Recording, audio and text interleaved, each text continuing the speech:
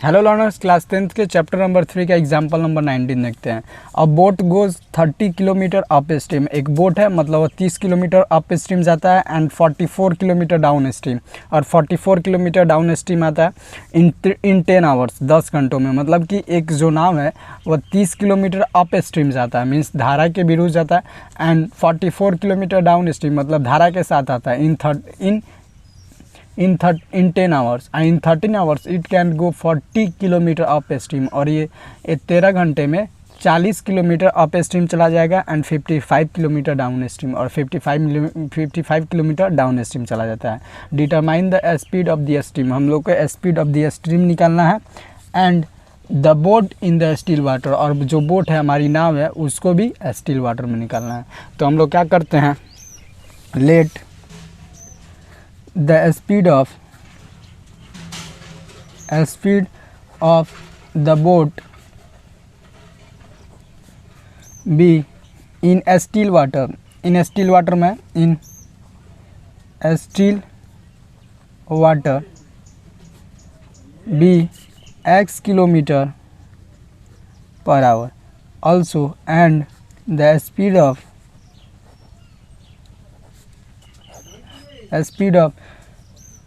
stream be y kilometre per our. उसके बाद से हम लोग अगर डाउन स्ट्रीम जाता है तो x प्लस वाई हो जाएगा, और अप स्ट्रीम आता है तो x माइनस वाई हो जाएगा। तो फॉर अप स्ट्रीम,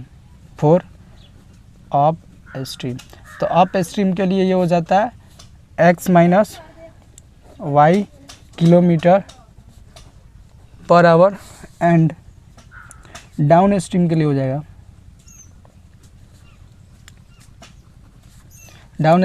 जाएगा x plus Y kilometre per hour. तो ये जब 30 किलोमीटर अप स्ट्रीम जाता है तो उसका हम लोग को टाइम निकालना पड़ेगा। When it goes 30 kilometre up stream, तो इसका हमको टाइम निकालना है। तो टाइम होता है, मान लेते हैं इसको t1, तो टाइम होता है d upon s, means distance upon speed. तो स्पीड हम लोग का क्या है अप स्ट्रीम के लिए, यहाँ पे x माइनस वाई। उसके बाद हम लोग क्या देखते हैं यहाँ पे कि इसके लिए फिर हम लोग देखते हैं कि अगर ये अप स्ट्रीम गया तो डाउन स्ट्रीम के लिए अब हम लोग का क्या होगा। For down stream, for it goes 44 kilometre down stream, जब ये 44 किलोमीटर डाउन स्ट्रीम जाता है तब, तो यहाँ पे हम लोग का टाइम t2 हो जाएगा। तो t2 equals to distance upon speed. तो डाउन स्ट्रीम के लिए हम लोग का क्या होगा, तो x प्लस वाई होगा, और डिस्टेंस हम लोग के पास क्या है 44, तो 44 अपॉन x प्लस वाई। अब x प्लस वाई मीन्स यहाँ पे हम लोग का दिया गया है कि ये दोनों का एक बोट है ना, वो 30 किलोमीटर जाता है up stream and 44 kilometre down stream 10 घंटे में। मतलब कि इसका और इसका ऐड करके हम लोग का कितना दिया है 10 आवर्स, एंड 13 आवर्स में 13 घंटे में it can go 40 kilometre up stream and 55 kilometre down stream. मतलब कि हम लोग का दे दिया गया है कि मतलब इसका और इसका ऐड करके 10 आवर्स आ रहा है। तो हम लोग क्या करते हैं, इसको ऐड कर देते हैं, इसको मतलब t1 plus t2 equals to जो टाइम दिया है, तो इस पर हम लिख सकते हैं 30 upon x minus y plus 44 upon x plus y, ये हम लोग लिख देते हैं। ये दोनों का मिला के कितना है 10। उसके बाद से हम लोग क्या देखते हैं कि फिर अब ये तो हम लोग का ख़त्म हो गया केस फर्स्ट। अब ये इक्वेशन हम लोग बाद में सॉल्व कर लेते हैं। उसके बाद से हम लोग यहाँ पे देख लेते हैं इन 13 आवर्स मतलब 13 घंटे में it can go 40 kilometre up stream, 40 घंटा। अब हम लोग का केस फर्स्ट का जो हम लोग का 10 आवर्स का था वो वाला ख़त्म हो चुका है। अब इसका इक्वेशन बन गया, इसके बाद से हम लोग सॉल्व करते हैं। उसके बाद से हम लोग क्या देखते हैं कि यहाँ पे इन 13 hours it can go 40 kilometre up stream, मतलब 13 घंटे में ये 40 किलोमीटर अप स्ट्रीम जाते हैं, 55 किलोमीटर डाउन स्ट्रीम और 55 किलोमीटर डाउन स्ट्रीम जाते हैं। तो उसके बाद से हम लोग यह कर करते हैं सेकेंड वाले के लिए केस बनाते हैं। तो यहाँ पे हम लोग केस सेकेंड लिखते हैं। तो केस सेकेंड में हम लोग लिखते हैं कि जब ये 13 आवर्स में 40 किलोमीटर अप स्ट्रीम जाता है, when it goes 40 kilometre up stream. तो 40 किलोमीटर अप स्ट्रीम जाएगा, तो इसके लिए हम लोग का टाइम क्या हो जाएगा, मान लेते हैं T3 हो जाएगा। तो T3 हो जाएगा, तो अप स्ट्रीम गया है तो 40 अपॉन, और अप स्ट्रीम का स्पीड कितना में होता है, माइनस में होता है, तो x माइनस वाई। उसके बाद हम लोग क्या करते हैं, डाउन स्ट्रीम का देखते हैं। When it goes 55 kilometre downstream, तो ये हो जाएगा T4 equals to 55 upon x plus y. अब ये दोनों टाइम का ऐड, हम लोग का टाइम दिया हुआ है कितना, यहाँ पे 13 आवर्स, यहाँ पे हम लोग का 13 आवर्स दिया हुआ है, ये दोनों टाइम का ऐड। तो हम लोग ये क्या करते हैं यहाँ पे कि इसका हम लोग यहाँ पे लिख लेते हैं, मतलब ये दोनों का ऐड करके 13 आवर्स लिख देते हैं।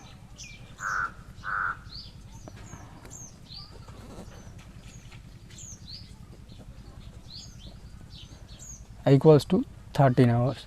अब हम लोग क्या करते हैं कि ये दोनों का ऐड है वो उतने दिया होता है, ये वाला हम लोग का इक्वेशन फर्स्ट हो गया है यहाँ पे, और ये वाला इक्वेशन सेकंड। अब हम लोग दोनों इक्वेशन को सॉल्व करते हैं। तो ये फर्स्ट वाला और सेकंड वाला यही दोनों हम लोग का इक्वेशन आया था। तो हम लोग क्या करते हैं, 1/x माइनस वाई को हम लोग x u मान लेते हैं और इसको हम लोग v मान लेते हैं। Let 1/x minus y equals to u and 1/x plus y equals to v। तो हम लोग इसको और इसको मान लिए x माइनस वाई को u और इसको मान लिए v। तो हम लोग यहाँ पे लिख सकते हैं 30u plus 44 v equals to 10। तो हम लोग लिख सकते हैं 30u plus 44 v equals to 10। और इसके इक्वेशन के लिए हम लोग लिख सकते हैं 40u plus 55 v equals to 13। ये दोनों हम लोग लिख लिए। अब हम लोग क्या करते हैं कि ये दोनों इक्वेशन को सॉल्व कर लेते हैं बाय क्रॉस मल्टीप्लिकेशन मेथड। तो हम लोग इसको ला सकते हैं, मीन्स इधर लाएंगे क्रॉस मल्टीप्लिकेशन के लिए, तो 30u प्लस 44v और माइनस 10 इक्वल्स टू 0। और इसको लिख सकते हैं 40u plus 55v minus 13 equals to 0। अब हम लोग इसमें मान लेते हैं a1 b1 और c1। तो यहाँ पे हम लोग मान सकते हैं a1 equals to 30, b1 equals to 44 and c1 equals to minus 10। Also a2 equals to 40, b2 equals to ये 55 and c2 equals to minus 13। अब हम लोग क्या करते हैं, ये तो हम लोग का a1 b1 और c1 आ गया, और फिर a2 b2 और c2 आ गया। उसके बाद से हम लोग क्या करते हैं, यहाँ पे क्रॉस मल्टीप्लिकेशन का फार्मूला होता है, हम लोग को याद है, तो हम लोग पहले यहाँ पे लिख लेते हैं। तो x अपॉन बी सी, ये ट्रिक बताए थे 12 21 equals to y upon C ए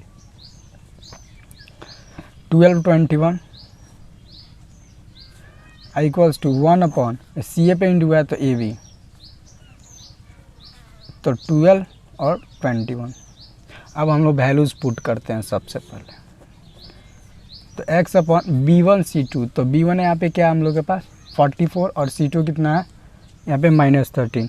ये दोनों का आप मल्टीप्लाई कीजिए, तो यहाँ पे हो जाएगा माइनस।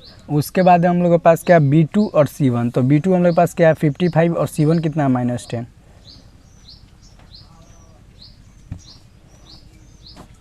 उसके बाद y अपॉन c1 a2, तो c1 हम लोग के पास क्या है माइनस 10 और a2 क्या है हम लोग के पास 40 और माइनस c1 a2, तो c1 हम लोग यहाँ पे 12 21, तो c2 हम लोग के पास क्या है माइनस 13 और a1 कितना हम लोग के पास 30, माइनस 13 और 30।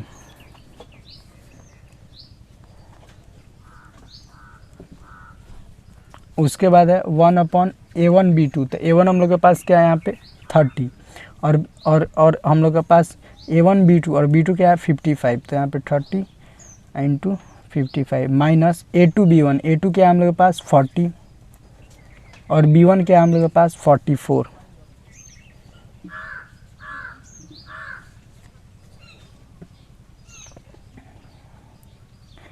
44 हो गया। उसके बाद हम लोग सॉल्व करते हैं यहाँ पे, ये इसके साथ मल्टीप्लाई कीजिएगा तो और इसको इसके साथ, तो ये दोनों को आप ये करके लाओगे तो ये हो जाएगा -22 इक्वल्स टू, फिर इसको जब आप सॉल्व कर लोगे ना तो ये 400 -400 आप प्लस हो जाएगा ये 390, तो ये दोनों करोगे आप तो यहाँ पे आ जाएगा -10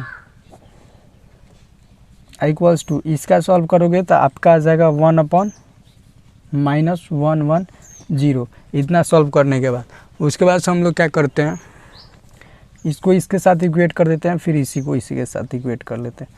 तो x/-22 इक्वल्स टू -1/110।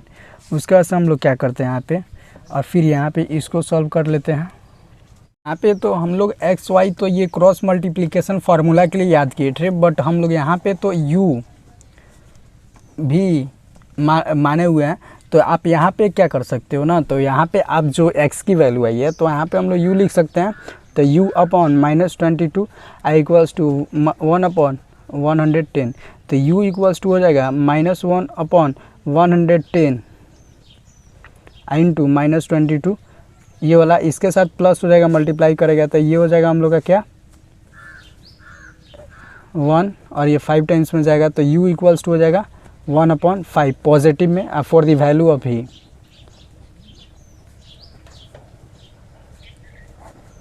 अब भी निकालते हैं तो y के जगह पर हम लोग भी लिख सकते हैं, यहाँ पर भी लिख सकते हैं। तो हम लोग क्या करते हैं, फिर इसको इसके साथ कंपेयर कर लेते हैं। तो v/-10 इक्वल्स टू -1/110, तो ये से ये तो कैंसिल हो जाएगा, आप वहाँ पे भेजोगे मल्टीप्लाई करोगे तो भी हो जाएगा। तो v इक्वल्स टू 10/110, तो ये से 11 टाइम्स में, मीन्स ये हो गया हम लोग के पास 1/11। उसके बाद से हम लोग क्या करते हैं कि इसको जो हमारी वैल्यूज़ आई है u भी, उसको हम लोग क्या करते हैं इक्वेशन में धर के पुट, हम लोग 1/x - y को u माने थे एंड 1/x + y को भी माने थे हम लोग यहाँ पे तो ये माने हैं और ये माने थे। तो हम अब इस इक्वेशन को सॉल्व कर लेते हैं। तो 1/x इक्वल्स टू u की वैल्यू कितना है हम लोग के पास 1/5, means 1/x - y equals to 5 लिख सकते हैं हम लोग 1/5, and 1/x + y equals to हम लोग 1/11 लिख सकते हैं। उसके बाद हम लोग क्या करते हैं, इसके कंपेयर करते हैं। तो x - y इक्वल्स टू हम लोग 5 लिख सकते हैं, and x + y equals to 11 लिख सकते हैं रेसिप्रोकल करके। उसके बाद से हम लोग क्या करते हैं, इसके साथ इसको कंपेयर ऐड कर देते हैं, ऐड बोथ। अब दोनों को तो x - y इक्वल्स टू हम लोग के पास क्या हो गया 5, और x + y इक्वल्स टू 11, तो ये हो जाएगा, ये से ये cancel, means 2x equals to, तो यहाँ पे हो गया हम लोग का कि y से y कैंसिल हो गया, और 2x इक्वल्स टू ये 11 और 5 16, तो x की वैल्यू हम लोग के पास 8 आ गई। अब फिर for the value of y,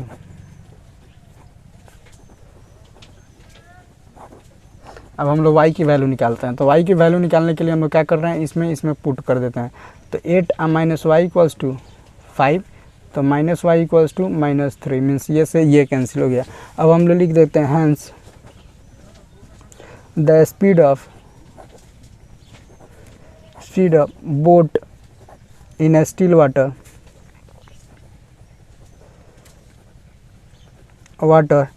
be 8 km/h, and the speed of a stream